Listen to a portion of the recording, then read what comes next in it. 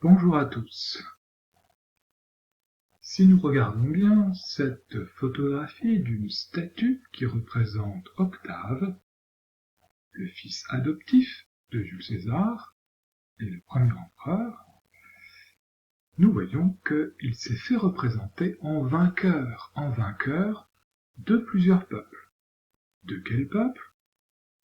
Si on regarde en dessous, on nous écrit « Sur ces cuirasses figurent les peuples qu'il a soumis ». Alors, de quel peuple s'agit-il? Si on regarde bien, les Égyptiens, qui sont représentés ici sous la forme d'un sphinx qu'on ne voit pas très bien sur la photographie, les Parthes et les Germains, les habitants de la Germanie. Il a donc remporté des victoires contre ces trois peuples. Quel est le pouvoir qu'il met en valeur sur cette statue? C'est un pouvoir militaire. Octave, c'est le chef des armées. Il est représenté avec une cuirasse, ici, avec un bâton de commandement. Il est représenté comme un soldat. Par ailleurs, il y a à ses pieds une divinité, qui est le fils de Vénus. Vénus, c'était la mère de Énée, ce héros troyen qui était l'ancêtre des Romains et qui était l'ancêtre de Romulus et de Rémus. Ça veut dire que sur cette statue, on voit bien les trois peuples qui ont été vaincus par Octave, et il y a un rappel que Octave est un descendant d'Énée, donc un descendant d'une déesse, Vénus. En même temps, il est aussi un militaire, donc un descendant du dieu Mars, comme Romulus, le fondateur de Rome. Quels sont les titres? Alors, on voit que le Sénat, c'était l'assemblée qui dirigeait Rome jusqu'à ce qu'Octave devienne le premier empereur. Eh bien, en 27 avant Jésus-Christ, Octave reçoit le titre de général victorio, imperator. Il est victorieux, hein, de nombreux peuples, et puis d'autres Romains aussi, auxquels il a fait la guerre, et puis il se fait appeler Auguste. Auguste, c'est un mot qui veut dire qu'on a un fort pouvoir, qu'on est un homme au-delà des autres hommes, on est une sorte de surhumain. Alors on voit qu'il va aussi se faire, ça c'était pas l'objet de la question, mais qu'il sera aussi reconnu comme père de la patrie, et puis à sa mort, le Sénat décidera que Auguste, finalement, c'était un dieu. Donc il est divinisé après sa mort.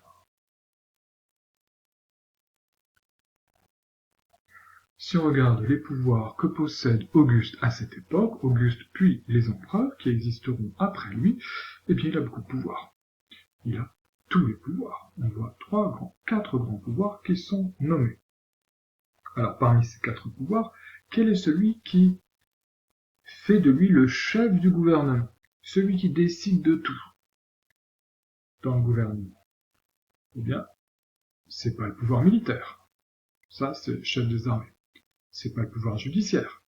C'est de pouvoir condamner ceux qui n'ont pas respecté la loi. C'est pas le pouvoir religieux. Ça concerne la religion polythéiste. Eh bien, c'est le pouvoir politique. Il est consul.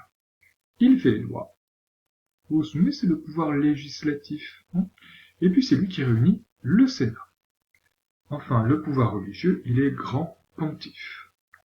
C'est très intéressant si on compare avec ce qu'on avait vu sur Athènes. Vous vous souvenez de ce schéma d'Athènes? Qu'est-ce qu'on avait vu sur le schéma d'Athènes?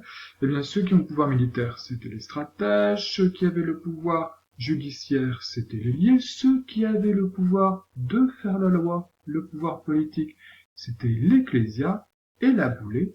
Bref, c'était différents citoyens qui avaient les différents pouvoirs.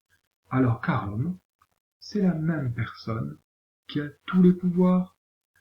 Pour les Grecs, l'empereur romain, c'est comme un tyran. Il a tous les pouvoirs. Alors aujourd'hui, il existe un personnage, je l'ai glissé ici un petit peu en photographie, qu'on appelle le pontife, qu'on appelle aussi le pape, il est là. Il se trouve à Rome, là où se trouvait il y a plus de 2000 ans l'empereur des Romains. C'est le chef des chrétiens catholiques. Le mot est resté. On l'appelle le pontife ou le pape. Alors, l'empereur romain, il est habillé de cette manière. Il porte, c'est une statue, on essaie de la reconstituer en 3D, dans une réalité 3D. L'empereur, il porte une toge, c'est ce vêtement que vous allez voir un petit peu à quoi ça ressemble. Hop, là ici on voit 3 personnages, on est dans les coulisses du tournage d'une série. On voit 3 personnages qui sont des sénateurs qui portent une toge. C'est ce vêtement qu'ils portent au-dessus d'une tunique. Ils ont une bande, vous voyez ici, de couleurs, ça fait ici un petit peu soit rouge, soit ici un peu violet, ce qu'on appelle du pourpre. Alors que lui, l'empereur, il a du pourpre entièrement. Vous l'avez vu sur l'ensemble de sa toge. Ça ressemble à ça, une toge. Les Romains, ils portent une tunique, et puis les grands Romains, par exemple les sénateurs ou l'empereur, ils portent sur cette tunique une toge. Un vêtement un peu compliqué, vous voyez, que l'on porte comme on tient d'un bras, et qui retombe, qui découvre une des 2 épaules. Voilà. Ça permet de voir aussi comment les femmes étaient habillées à certaines périodes de l'Empire romain. Alors, ce document maintenant, qu'est-ce que c'est? On nous dit que c'est un canet, c'est donc un objet précieux. Voilà. Il date de l'époque, on est en 20 après Jésus-Christ, c'est quelques années après la mort d'Auguste. Auguste est mort en 14 après Jésus-Christ.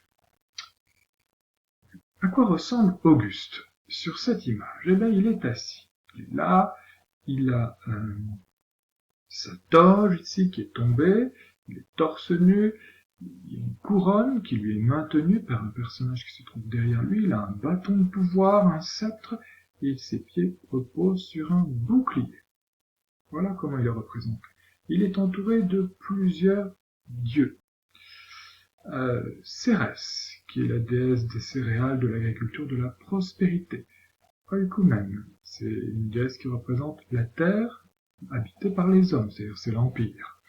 Et puis ici la déesse Rome, ou alors on peut dire que ça peut être aussi Athéna, ou Minerve, puisque c'est comme ça que les Romains appellent Athéna, ils l'appellent Minerve, c'est-à-dire une déesse casquée, le casque il est là, il est là aussi sur sa tête, et puis un bouclier et une lance. Bref, il est entouré des dieux, il est avec les dieux, c'est normal, c'est après sa mort. Le Sénat considère que c'est devenu un dieu, il a rejoint les dieux qui sont dans un autre monde. Voilà.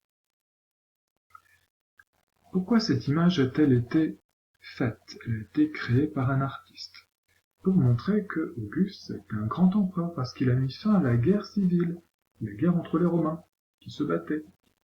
Il a apporté la prospérité, c'est-à-dire la richesse, le bien-être pour tous les habitants de l'Empire. Voilà. Et puis il a apporté la victoire, puisqu'à côté de lui, il y a la déesse Rome, qui est armée.